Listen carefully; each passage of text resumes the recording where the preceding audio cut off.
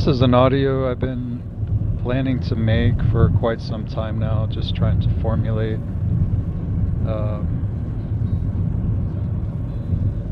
all the pieces to it, because it's a really big subject, and it involves several subjects in order to explain subtopics, I guess. A lot of this started with Aero Ananda's interview, the last one that we did with all the slides, and she ended on the information of the vaccines, disclosures. It's a really jam-packed, information-packed interview, one of those that's compressed and would be worth a re-listen if you've already listened to it, because I'm still catching things in it.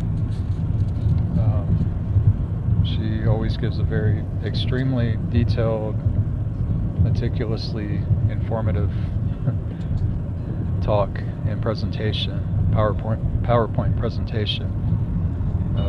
Very professional. Hang on.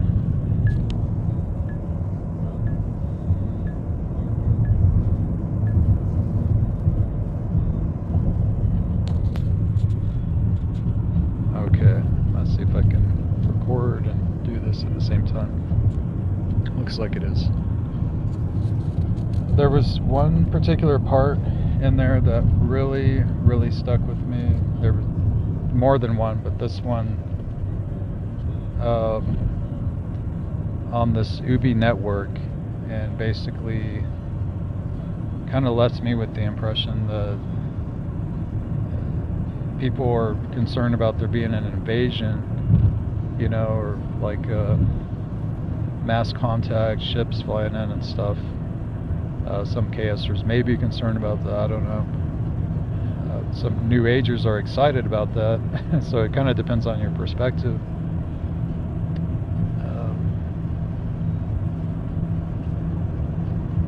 This is kind of giving a disclosure of invasion from within with this UBI network, and she described that there's basically all of us are part of this network, and the tentacles kind of reach out through conversation, come through us, and kind of like little feelers, and none of us are really immune to that, just in simple conversation with people, strangers, friends, family, that it's kind of something that's enmeshed in our society, in our cultures and communication. I don't know if that would be every single culture, maybe there's some that are aware of that and have been able to remove themselves from it. I don't know. I don't like blanket statements, and always kind of leave room for being wrong with my assessments, But something that really stuck with me and became really noticeable as I started doing rideshare, actually, and interacting with people and feeling this, whether there was interactions or not, whether there was external conversation or not, there is energetic conversation happening pretty much with every passenger that I pick up. And as I do this, it's like I start to practice more that level of sensitivity to feel it, and to feel it more so, and kind of get more sensitive to it. So this video is called Decoding the Matrix, because I think that there's a lot of things happening that on this level, just to even take this for an example, the UBI network thing, I think there's a lot of things, a lot of exchanges that happen on a subconscious level. KS talks about keeping your fields clean and knowing what's in your fields. That alone is a really interesting study in KS, and I'm sure that there's some New Age, a lot of New Age communities have been talking about this probably for a long time. auras, cleaning your aura, your light body, chakras, etc. I think that would probably be in the same category. But fields, KS goes into field attachments and things that kind of stick in your fields that you may not be aware of. And maybe other people are more aware of it, sensitive to it, and have this resonance with it.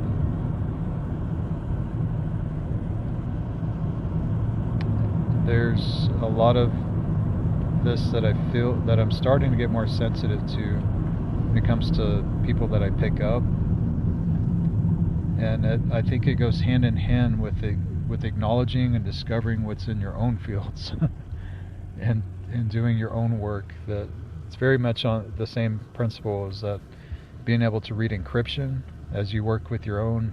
Sliders calls it encryption lattice. It's everything that you carry, your tone and your actions, subtleties, everything that comes out. Basically, it's saying that there's, on an encryption level, there's things that cannot be hidden, is my understanding of it. And my experience, this is a disclaimer here, just my own experience in practicing, disclosing my own encryption and understanding more of what I carry and self-healing. The more it feels like I'm getting more sensitive to other people's encryption and what they carry, like kind of below the surface, not so much on this conscious external 3D level, but on these other very, very subtle levels. And there's people that are naturally able to read this in other people. It's kind of something that's built in. Other people have to kind of work at it themselves and develop that sensitivity to be able to read it in others, read it, know it in themselves. My route, and it feels like this is maybe not the only route, but it's been my route, is that I need to be able to see it in myself before I can see it in others. And that's that's been my development with this. In the Matrix movie, it talks about, and it shows these beings called agents that kind of morph in and out of people. And I want to use this as kind of an example also with this Ubi network, that some people are more prone to having the subconscious parts kind of take over to where they're really not aware. I think all of us are kind of dealing with this on subconscious layers, but for some people it's more severe. I get this with some passengers where I'm beginning to feel these things, like almost like a prying effect. Like the analogy would be in the Matrix, the agent helping in the body, where there's almost like a paralysis type effect that happens with people. Sometimes they get in the back seat and I can feel it, almost like a prying thing. With other people, it's an extreme contrast. So it's something that I exercise all day, and I'm working 10 to 12-hour shifts. So I get a lot of practice with this. So this job comes with a lot of benefits when it comes to my own self-healing, and obviously observing my own interactions with people as I'm doing my self-healing allows for seeing more other people's actions and subtleties. And when I say contrast, there's the majority of writers that I pick up, it's very fluid exchange and very reciprocated. So I don't want to give off the impression that I'm moving into this paranoia states with people and their fields and agents and stuff, because it's very far and few, but it is very extremely noticeable when it does happen. And This is an unusual phenomenon for me because my mom used to say I never met a stranger, and I've always been very open, very heart-oriented and open with people. And I've had to learn some very difficult lessons in relationships because of that. And I've kind of been backtracking and looking at the steps that I've made previously, like energetically, and changing actually rapidly my approach and how I interact, and not quite as open as I used to be. Not to say that I'm closed off, but I am a lot more what would be the word? Not even reserved, but kind of like more sovereign, and standing in my own space more instead of extending out of my own space, which I've kind of had an issue doing. So I have retracted a lot, even with conversations with people on Messenger and in the group. I tend to keep things very short, and that's because I'm noticing more of the expenditure of my energy and how much I have given, and being more aware of that and trying to find a balance with that, because that can get very unhealthy. I've been practicing that for the last probably few years, but definitely more so recently. So getting back to this Ubi network and people that are more prone to this, I think Yesha called it the third element,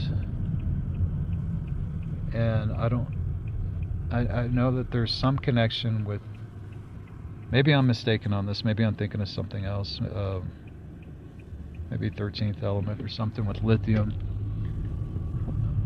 but lithium is supposed to be like this inorganic thing that's not supposed to be on the periodic table, what I understand. But I don't think that this is the same reference that she was talking about, the third element, when she's talking about how her and Asan, when they were married, sometimes we get in arguments, and she would say, okay, it's not you, it's not me, it's the third element, right? And I'm seeing this in my own communications with people, some people that I'm close with, that there is more of a pronounced spotlight on this, it's not you, it's not me, it's the third element thing. And I think that also accredits to Aro Ananda's theory, which I personally don't feel that it's getting more real as you gain evidence. It becomes less of a theory, but I know for others it's kind of a leap to say that there's Ubis and we've been invaded, and there's energetic tentacles that are running through people on every day in regular communication. If you place yourself in that for a minute without fear and without going into paranoia and without trying to look for it, and in a balanced view, your eyes will open to a lot of very interesting things with this third element. And I think it's a disruptor of our natural flow and communication. I'm going to pause this. I'm doing Lyft. It's like almost 1 in the morning on a Saturday night, so it's going to get busy, but I'm going to try to finish this audio tonight. Been wanting to do this for a while. Okay. Just to continue here, let's see where I left off at. So a lot of this is kind of can be a new vocabulary for people that are operating more on the subconscious level, and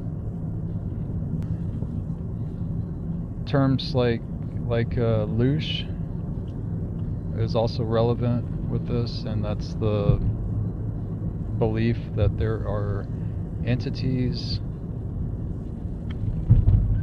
that basically feed off of like our lower emotions, or our negative lower emotions.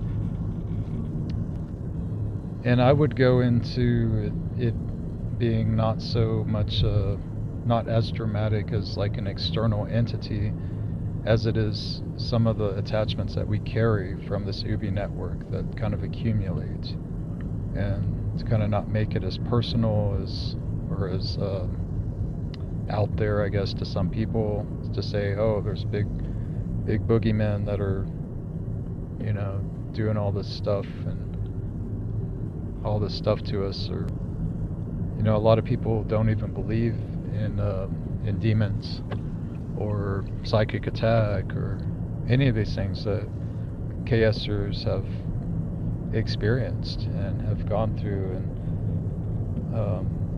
have been able to pull themselves out of and to heal themselves from and protect themselves from. But my experience is the more that I heal, the more I pull myself together, the less I use the words attack and enemies, and the more accountability that you claim for yourself. There is no real like entity that's trying to attack you, even though it's kind of what's that saying, catch-22, because there is and there isn't.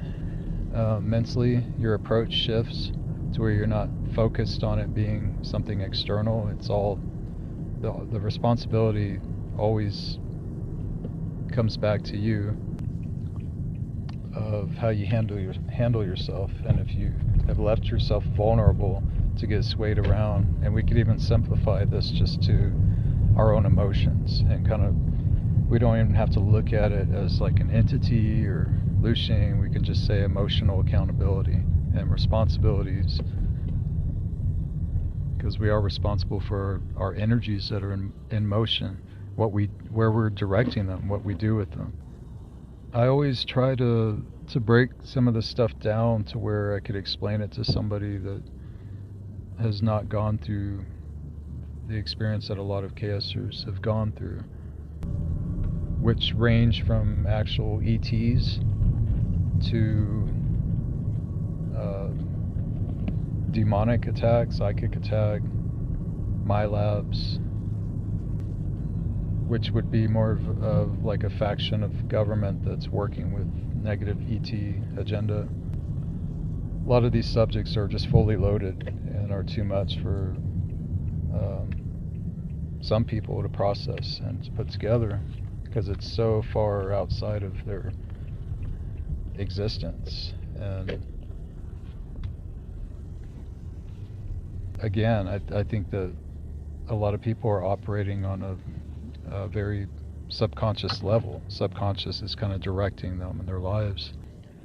And to some extent, people choose not to know. They don't want to know anything beyond that. So they are kind of comfortable where they're at and staying in that, within that parameter of existence. And you can't really judge that to say it's a limited parameter, because that's getting into some kind of that's, what a person needs at any given time is divinely up to them and their own guidance and their evolution process. And so can't really interfere with that. Okay, so the last subject I want to bring up on this is something that I feel can become a real hindrance to our spiritual growth when we kind of reach a point of scapegoating our accountability onto being attacked all the time, or what they are doing to us, their agenda. Not to say that we should allow ourselves to go into naivety and we should always be aware, but I do think that at some point it can become like this emotional distress when we're so hyper-focused on people's conditions, and people dark flowering, and always something going through the grids attacking us, and we can lose our stand sometimes with that, when we're not as centered and focused on our own accountability of step-by-step free will choices that have led us up to this collective point in time, and our condition of what is being done to us and what agendas have manifested here, negative agendas against humanity. When we begin to lose that stand and subconsciously seep into victimization, it becomes the topic of the day, like over and over, and we do scapegoat our accountability and our responsibilities onto these agendas. And that's where I think a lot of some of the chaos community has lost the point on that, has lost the center of focus that I believe that these teachings empower us to take back our stand, here as the last standing human beings that are awake, aware, and able to process all of this history that has happened to us, and to be able to maintain a strong stand while in that process, and integrating everything that has happened to us. I think that that's when real frequency is able to come in, and that's where we are the most effective, when we move out of the realm of attacks and into the realm of full accountability of, okay, even if I was attacked, this was something that I have set myself up for. There's a lesson in this that I need to obtain, and I don't need to cower to this situation.